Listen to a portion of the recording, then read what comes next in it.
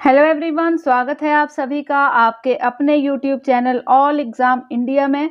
तो हम डिस्कस कर रहे थे प्राचीन भारत की एक बहुत ही इम्पॉर्टेंट सीरीज़, जिसमें हमने सिंधु घाटी सभ्यता, वैदिक साहित्य, इसके साथ साथ जैन धर्म, बौद्ध धर्म, ये सभी चैप्टर जो हैं कंप्लीट कर लिए हैं। और जो आज का हमारा टॉपिक है यह है महाजनपद काल। तो महाजनपद जो हुए थे, तो 16 महाजनपद हुए थे टोटल, और इसका जो टाइम पीरियड है ये 600 BC से 325 BC तक काउंट किया जाता है। जब सिकंदर भारत में आया था उस टाइम तक इसमें काउंट किया जाता है। तो इसके बारे में आज हम कंप्लीट पढ़ेंगे महाजनपद काल, और इसके साथ साथ जो महाजनपद हुए थे 16, उनकी राजधानियों के बारे में जानेंगे। और नेक्स्ट टॉपिक जो है वो हम करेंगे जो इसी टाइम पीरियड में मगध साम्राज्य हुआ, शुंगकाल साम्राज्य हुआ, उसके बारे में भी हम पढ़ेंगे। तो अगर चैनल सब्सक्राइब नहीं किया है तो कर लीजिएगा, ताकि नेक्स्ट वीडियो जैसे ही अपलोड हो आपको उसकी नोटिफिकेशन जो है वो मिल जाए। तो करते हैं आज का हमारा टॉपिक शुरू। 6th जो सेंचुरी थी BC में, एक ओर जहां धार्मिक क्रांति का अत्यधिक विस्तार हुआ, वहीं दूसरी ओर धार्मिक क्रांति के साथ साथ लोगों के सामाजिक, आर्थिक और राजनीतिक जीवन में भी बहुत अधिक परिवर्तन होने लगा था। यानी कि 6th सेंचुरी BC की यहाँ बात की गई है, 600 BC जिसको बोला जा सकता है, जब ये महाजनपद काल शुरू हुआ था। तो क्या हुआ था उस टाइम, लोहे के आगमन से कृषि कार्य व्यवस्थित ढंग से होने लगे थे। तो मैं आपको करवा चुकी हूँ कि जब लोहे से लोग परिचित हो गए थे तो खेती करना उन्होंने शुरू कर दिया था, क्योंकि औजार बनाना ईजी हो गए थे। और उसके कारण क्या हुआ था कि लोग जो थे स्थायी जीवन व्यतीत करने लगे थे उत्तर वैदिक सभ्यता का जो काल था उसमें। और जब स्थायी जीवन ये व्यतीत करने लगे तो गांव बनने लगे, कबीले बनने लगे, और उससे राज्य बनने लगे छोटे छोटे। तो इसी के बारे में यहाँ बताया गया था कि जब लोहे का आगमन के फलस्वरूप कृषि के कार्य व्यवस्थित ढंग से होने लगे थे, जिसके कारण जो थे स्थायित्व की भावना पनपने लगी, एक जगह पर रहने की भावना जो थी पनपने लगी, छोटे छोटे कबीले, राज्य बनते जा रहे थे। और महात्मा बुद्ध के समय तक पहुंचते पहुंचते जन का अत्यधिक रूपांतरण हो चुका था, जनपदों का जन्म हो चुका था। जैसे महाजनपद है तो जनपदों का जो जन्म था हो चुका था। जनपद जो थे इसमें कई जो राजा थे ये मिलकर महाजनपदों का निर्माण करते थे। तो 6th सेंचुरी BC में जो 16 जनपदों का उदय हुआ, 16 महाजनपदों का यहाँ पर उदय हुआ था। सर्वाधिक शक्तिशाली जो जनपद था वो था मगध। बहुत इंपॉर्टेंट है, सबसे जो शक्तिशाली महाजनपद था वो था मगध। और बौद्ध ग्रंथ अंगुत्तर निकाय में 16 महाजनपदों का वर्णन मिलता है। तो इसे हम डिस्कस कर चुके हैं, और कई बार एग्जाम में पूछा भी जाता है कि बौद्ध जो ग्रंथ है कौन सा ऐसा ग्रंथ है जिसमें 16 महाजनपदों का वर्णन मिलता है। और इसी के साथ साथ जैन धर्म का जो भगवती सूत है, इसमें 16 राज्यों का उल्लेख मिलता है। डिफरेंस देख लेंगे यहाँ पे, 16 महाजनपद और 16 राज्य। यहाँ 16 राज्यों का उल्लेख मिलता है और वहाँ पर 16 महाजनपदों का उल्लेख मिलता है। और साथ ही साथ मेन पॉइंट ये भी है कि बौद्ध धर्म और जैन धर्म जो थे ये समकालिक थे, एक ही टाइम पीरियड में इनका विकास हुआ था। महाजनपद जो थे राजाओं के द्वारा शासित थे, परंतु कुछ महाजनपदों में पृथक शासन व्यवस्था थी। यानी कि जो महाजनपद थे ये राजाओं द्वारा इनमें शासन किया जाता था, और महाजनपदों में पृथक शासन व्यवस्था भी थी, क्योंकि जो जिन्हें गणसंघ कहा जाता था। इसका मेन रीजन ये था कि गणसंघों में एक से अधिक जो थे शासक होते थे, यानी कि एक राजा से अधिक राजा होते थे, और उनको भी राजा ही कहा जाता था। यानी कि जो मेन महाजनपद का जो राजा होता था उसके साथ जो एक्स्ट्रा होते थे उनको भी राजा ही कहा जाता था। 16 महाजनपदों में जो बहुत ही शक्तिशाली थे, तो एक तो मगध मैंने आपको बता दिया जो सबसे शक्तिशाली था, उससे कम शक्तिशाली जो कौशल था, उससे कम था अवंती। ये तीनों ही जो राज्य हैं ये 16 महाजनपदों में बहुत ही इंपॉर्टेंट थे, बहुत ही शक्तिशाली थे। नेक्स्ट पॉइंट है अंग जनपद में बिहार का आधुनिक जो मुंगेर है, जो अंग जनपद हुआ उसका जो पार्ट है ये बिहार का पार्ट है, जिसको अभी मुंगेर या भागलपुर जिला इसमें शामिल माना जाता है। और इसकी जो राजधानी थी तो इसकी राजधानी चंपा थी। इसको याद रखेंगे, अंग की जो राजधानी थी चंपा थी, जो प्रेजेंट में बिहार में है। मगध जनपद में आगमन पटना व गया का जिला और शाहबाद का कुछ भाग सम्मिलित था। यानी कि प्रेजेंट में जो मगध जो महाजनपद होता था, प्रेजेंट में देखा जाए तो पटना और गया जो जिले हैं उसके साथ साथ शाहबाद का कुछ भाग जो इसमें सम्मिलित था। मगध का उल्लेख जो है सर्वप्रथम अथर्ववेद से मिलता है। इंपॉर्टेंट है, मगध का सर्वप्रथम उल्लेख कहाँ से मिलता है, तो अथर्ववेद से मिलता है।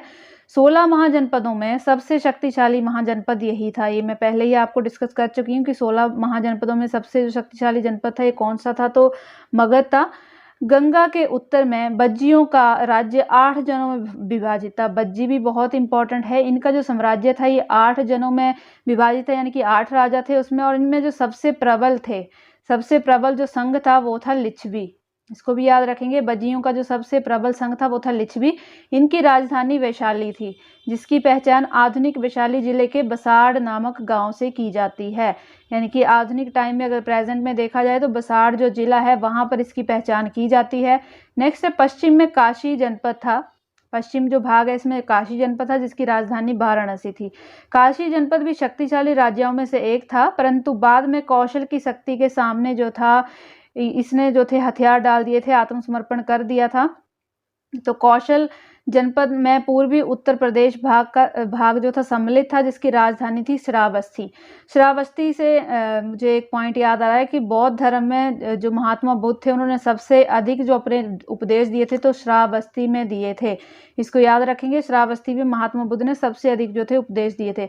इनकी पहचान जो है उत्तर प्रदेश के गोंडा, मतलब प्रेजेंट में देखा जाए तो गोंडा और बहराइच जो जिले हैं उत्तर प्रदेश के, यहाँ पर कौशल जनपद की जो पहचान की गई है। और महत्वपूर्ण नगर जो अयोध्या है वो भी कौशल के अंतर्गत ही आता था, जिसका संबंध जो है राम कथा से जोड़कर देखा गया है।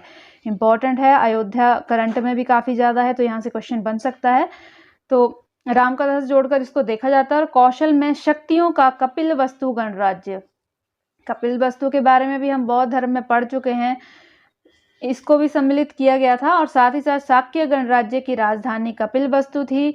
तो महात्मा बुद्ध जो थे ये शाक्य गणराज्य से ही संबंधित थे और कपिलवस्तु में ही लुम्बिनी में इनका जन्म हुआ था। तो इसके अतिरिक्त इनकी दूसरी राजधानी जो थी वो आधुनिक बस्ती जिले के पिपरहवा नामक स्थान पर थी। ये भी याद रखेंगे, पिपरहवा नामक स्थान पर इनकी जो थी राजधानी थी। कौशल के समीपस्थ में मल्लों का गणराज्य था, जिसकी राजधानी जो थी कुशीनारा थी। कुशीनारा इंपॉर्टेंट है क्योंकि यहाँ पर जो है कुशीनारा में महात्मा बुद्ध जो थे महापरिनिर्वाण को प्राप्त हुए थे, यानी कि मोक्ष की प्राप्ति हुई थी, मृत्यु हुई थी इनकी यहाँ पर। और कुशीनारा की पहचान जो है आधुनिक देवरिया जिले के रूप में की जाती है। देवरिया के कसिया नामक स्थान पर है ये, तो इसको याद रखेंगे। तो अभी हम पढ़ लेते हैं 16 महाजनपद और उनकी राजधानियों के बारे में। कंप्लीट इसमें आपको देखने को मिलेगा 16 के 16 जनपद और उनकी राजधानियां। बहुत ही इंपॉर्टेंट है तो स्किप मत कीजिएगा, क्योंकि यहाँ से एग्जाम में क्वेश्चन जो है वो बनता ही है। तो फर्स्ट इसमें दिया गया है अंग महाजनपद, जिसकी राजधानी थी चंपा और जिसको किस और नाम से जाना जाता है तो मुंगेर के नाम से भी इसे जाना जाता है। नेक्स्ट है मगध, मगध आएगा यहाँ, मगर है, मगर नहीं आएगा, मगध। मगध जनपद की राजधानी जो थी गिरिब्रज थी और इसको राजगिरी के नाम से भी जाना जाता था। मोस्ट इंपॉर्टेंट है, इसको याद रखेंगे, मोस्ट इंपॉर्टेंट है, कई बार एग्जाम में आ चुका है। जो मगध जनपद है इसकी राजधानी क्या थी तो गिरिब्रज थी, जिसको राजगिरी के नाम से भी जाना जाता है। कई बार एग्जाम में जो है गिरिब्रज की जगह राजगिरी लिखा आता है, कई बार गिरिब्रज लिखा हुआ आता है, तो दोनों ही पॉइंट इंपॉर्टेंट है। नेक्स्ट है थर्ड, मल्ल महाजनपद की जो राजधानी थी कुशीनारा थी और या पावापुरी, ये दोनों को ही माना गया है, जिसे अभी देवरिया गोरखपुर के नाम से जाना जाता है। यानी कि यूपी का जो गोरखपुर है इसे कुशीनारा या पावापुरी के नाम से जो है वो जाना जाता था पहले। नेक्स्ट है काशी जनपद, इसकी राजधानी जो थी वाराणसी थी। ये भी कई बार एग्जाम में आ चुका है। काशी महाजनपद की राजधानी कहाँ थी तो वाराणसी में थी। फिफ्थ है कौशल महाजनपद की राजधानी श्रावस्ती थी। इंपॉर्टेंट है, श्रावस्ती थी इसकी राजधानी, जिसे अभी अयोध्या या फैजाबाद के नाम से जो है जाना जाता है। मोस्ट इंपॉर्टेंट है, इसे अभी श्रावस्ती को अभी अयोध्या या फैजाबाद के नाम से जाना जाता है। फैजाबाद पहले था, अभी इसका नाम चेंज कर दिया गया है यूपी के मुख्यमंत्री द्वारा, तो अभी इसे अयोध्या के नाम से ही जाना जाता है। नेक्स्ट सिक्स्थ है पांचाल, पांचाल भी इंपॉर्टेंट है। पांचाल महाजनपद की राजधानी, इसमें उत्तरी पांचाल की राजधानी जो थी वो अहिच्छत्र थी और दक्षिणी पांचाल की राजधानी काम्पिल्य थी। इंपॉर्टेंट है और महाभारत काल से भी पांचाल को जोड़ के देखा जाता है। नेक्स्ट है कुरु, तो ये कुरुक्षेत्र की बात की गई है यहाँ। कुरु महाजनपद की जो राजधानी थी इंद्रप्रस्थ या हस्तिनापुर थी। इंपॉर्टेंट पॉइंट है, हस्तिनापुर के नाम से जो थी जानी जाती थी। नेक्स्ट है बज्जी महाजनपद, बज्जी महाजनपद की जो राजधानी थी वैशाली थी या इसे विदेह भी एग्जाम में लिखा हुआ आता है, तो दोनों पॉइंट ही आप याद रखेंगे कि बज्जी महाजनपद की राजधानी वैशाली या विदेह थी। नेक्स्ट है मत्स्य महाजनपद की राजधानी क्या थी? तो विराटनगर थी। इम्पॉर्टेंट है, महाभारत से रिलेटेड है ये भी, क्योंकि यहाँ के जो एक राजा हुए हैं जिन्होंने जब पांडवों को वनवास हुआ था तो अपने यहाँ शरण दी थी विराटनगर में, तो इम्पॉर्टेंट है। नेक्स्ट है, और ये अभी जो है जयपुर में पड़ता है, ये भी याद रखेंगे। नेक्स्ट 10th है, वत्स महाजनपद की राजधानी क्या थी? तो कौशाम्बी थी, जो वर्तमान में इलाहाबाद है। इलाहाबाद है, ये जो थी वत्स महाजनपद की राजधानी है और प्रेजेंट में ये है इलाहाबाद। नेक्स्ट है सूरसेन महाजनपद, इसकी राजधानी थी मथुरा, इसको भी याद रखेंगे। सूरसेन महाजनपद की राजधानी मथुरा थी। नेक्स्ट है चेदी महाजनपद की राजधानी शुक्तिमती थी, इसको भी याद रखेंगे। नेक्स्ट है अश्मक महाजनपद, अश्मक महाजनपद की राजधानी पोतन या पोटली थी। नेक्स्ट है अवंती महाजनपद, इंपॉर्टेंट है क्योंकि ये शक्तिशाली महाजनपदों में से एक महाजनपद है। इसकी राजधानी थी, उत्तरी अवंती की जो राजधानी थी उज्जैन थी, और दक्षिणी अवंती की राजधानी जो थी माहिष्मती थी। इंपॉर्टेंट है, वैसे उज्जैन ज़्यादा लिखा हुआ आता है कि अवंती महाजनपद की राजधानी अगर सिंपल यही लिखा हुआ आएगा तो वहाँ उज्जैन ही आएगा, और अगर उत्तरी और दक्षिणी की बात की जाए तो उत्तरी में उज्जैन हो जाएगी और दक्षिणी में माहिष्मती हो जाएगी।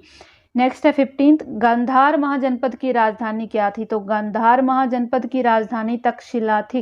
इंपॉर्टेंट है, अशोक के टाइम काल के लिए यहाँ पर जो युद्ध हुआ था, यहाँ का जो गवर्नर थे अशोक थे। जब उनके पिता ने साम्राज्य संभाला हुआ था उस टाइम जो गवर्नर थे तक्षशिला के तो अशोक थे। नेक्स्ट है कंबोज महाजनपद की राजधानी जो थी राजपुर या कश्मीर थी।